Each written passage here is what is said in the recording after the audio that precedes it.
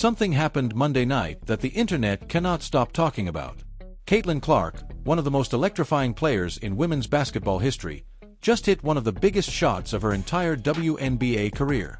A go-ahead three-pointer with 1.2 seconds left on the clock to give the Indiana Fever a 78-76 victory over the Washington Mystics. It was the kind of moment that makes you jump out of your seat. The kind of moment you replay over and over. The kind of moment that belongs in highlight reels for years. And yet, somehow, this moment became controversial. So, let's walk. I really don't know how to take this comment by Kelsey Mitchell. I hate it about the young people today. Like, you lose and say what's important. Like, you celebrated that three and they already done scored while you playing. Right. So it's just it's a balance.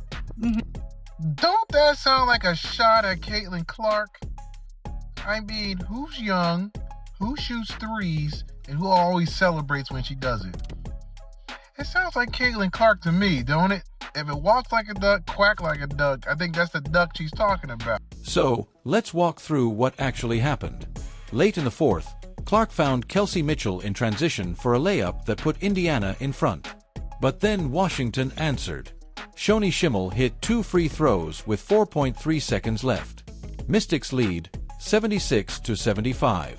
Timeout. Fever. 1 possession, 1 chance. That is all.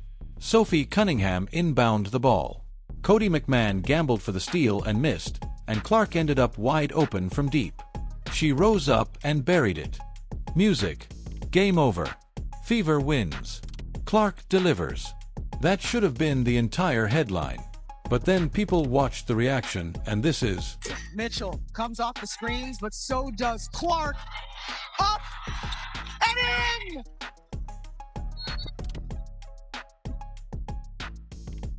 And this is where the controversy started. When that ball dropped, some people reacted exactly how you would expect. Lexi Hull later described the moment by saying she was barely breathing and had complete confidence it was going in, calling it one of the biggest moments the team has had this season. That sounds like a teammate who understood exactly what that shot meant. That sounds like somebody fully present in the emotion of the moment. Kelsey Mitchell, sour grapes. Is this sour grapes? Is this a fake face?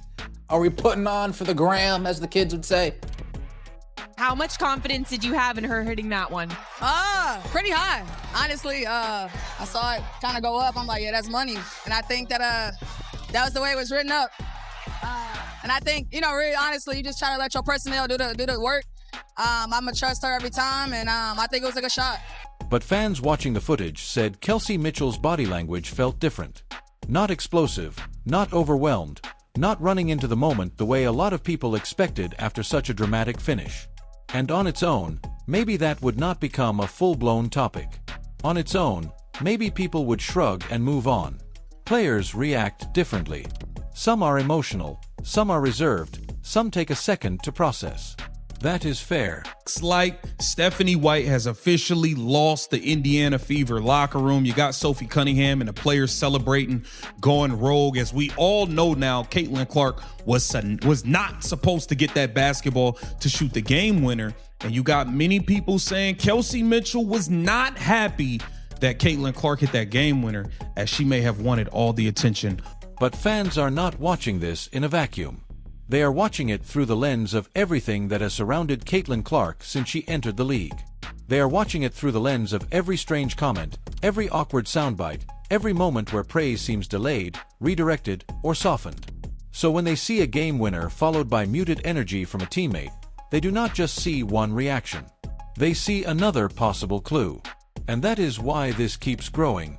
Because if Clark had hit that shot and everybody had rushed her like it was the biggest moment of the night, nobody is having this conversation.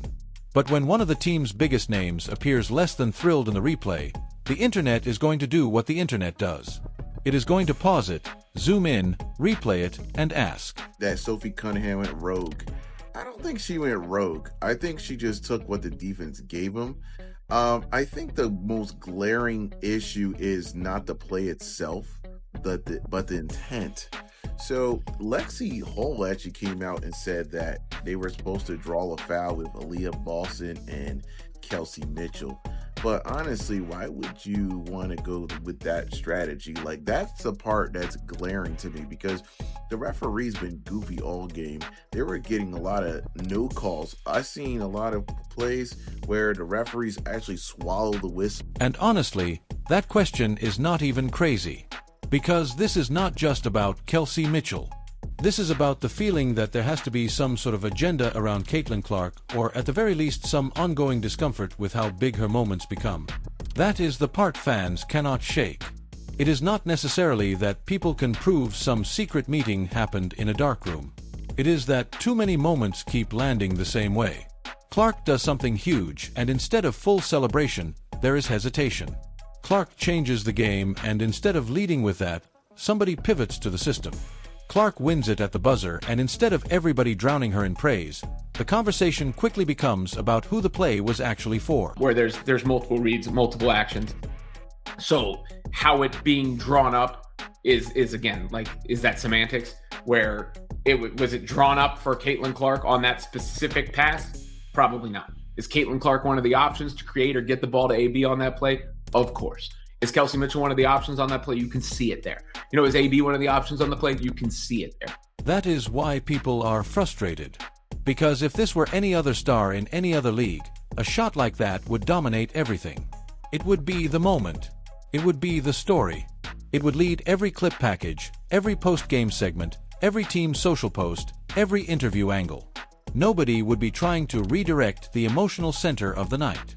And yet here, somehow, that is exactly what seems to happen. Player like her, it's very easy for people to just take it for granted and to think that everything that she does is always going to be easy and flawless, and she's just going to step up and she's going to do it every time. And, it's number one, a lot of work that she puts in.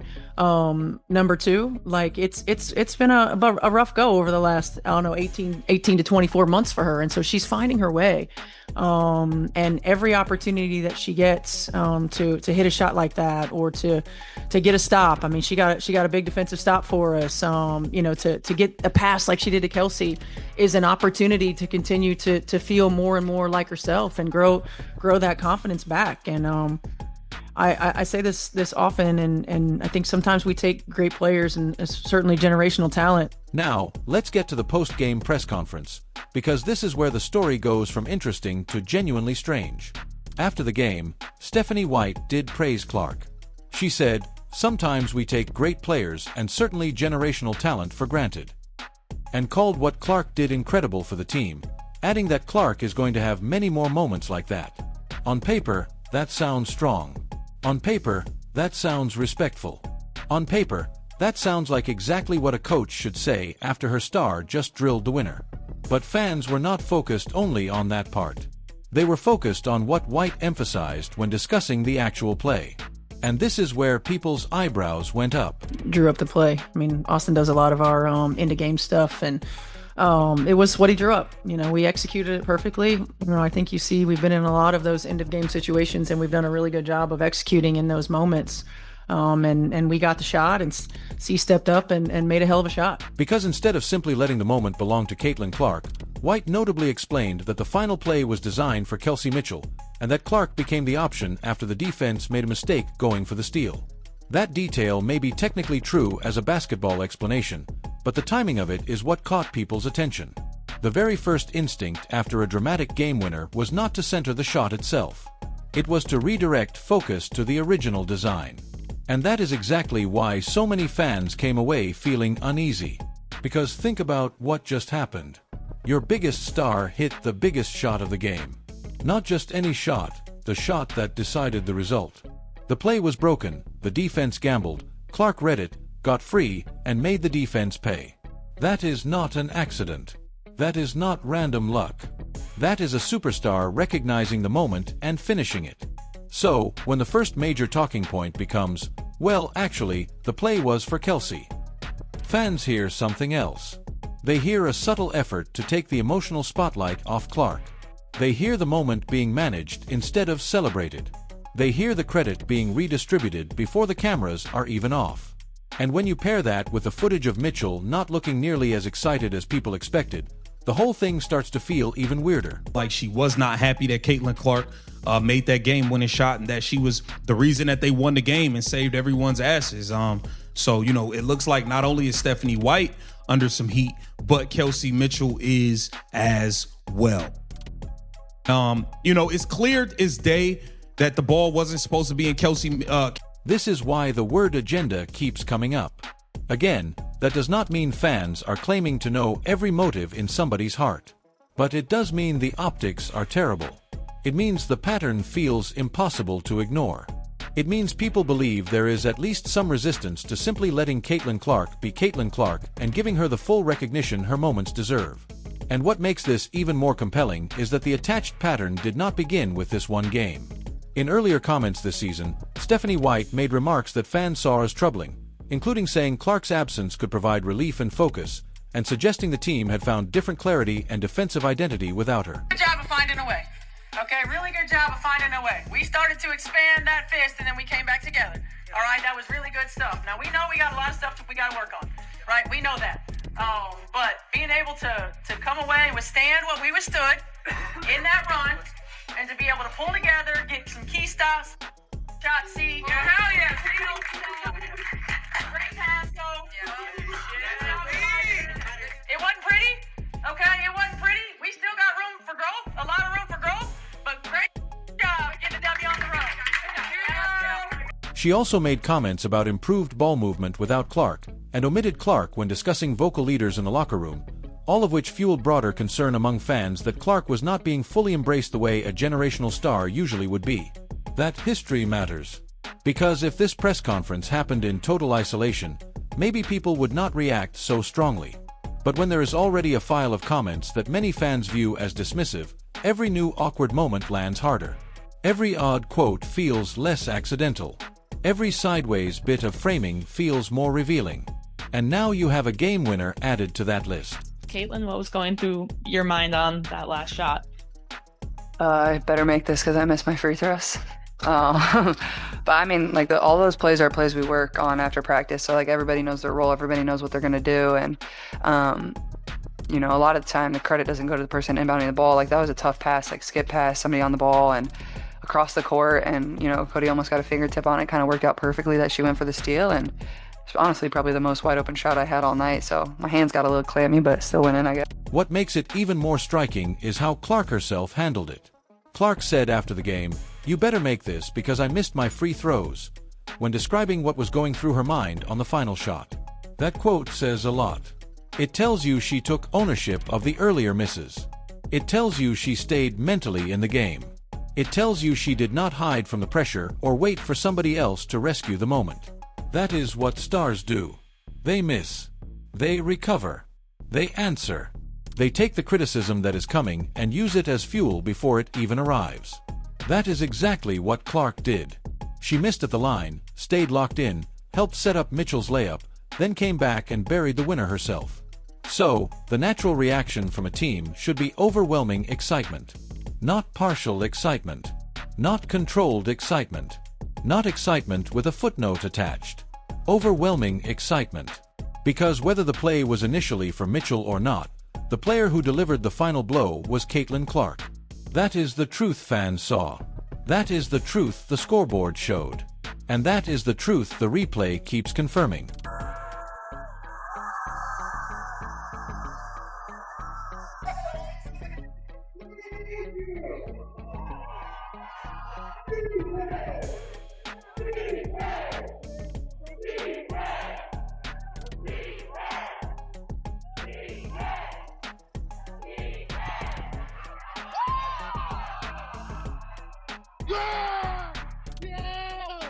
And that is another reason this moment has staying power. The full sequence actually makes Clark look even better. She missed the free throws, yes. But then she stayed involved in the next scoring possession and helped create Mitchell's layup. Then after Washington answered, Clark did not panic. She got open, got the ball, and punished the defense when it overcommit. That is resilience. That is composure. That is why stars become stars in the first place. So when people talk about an agenda, they are really talking about something deeper than just one celebration clip. They are talking about the constant reluctance to fully live in Clark's greatness when it happens in real time. They are talking about a strange need to qualify it, soften it, redirect it, or split it up into pieces so that nobody has to just say the obvious thing out loud. And the obvious thing is this: Caitlin Clark won that game. Not by herself, because basketball is a team sport. But in the defining moment, with a whole night hanging in the balance, she was the one who made the shot that mattered most. That is not anti-Kelsey Mitchell. That is not anti-Stephanie White. That is simply what happened. Which is why the reactions around it feel so important. And maybe,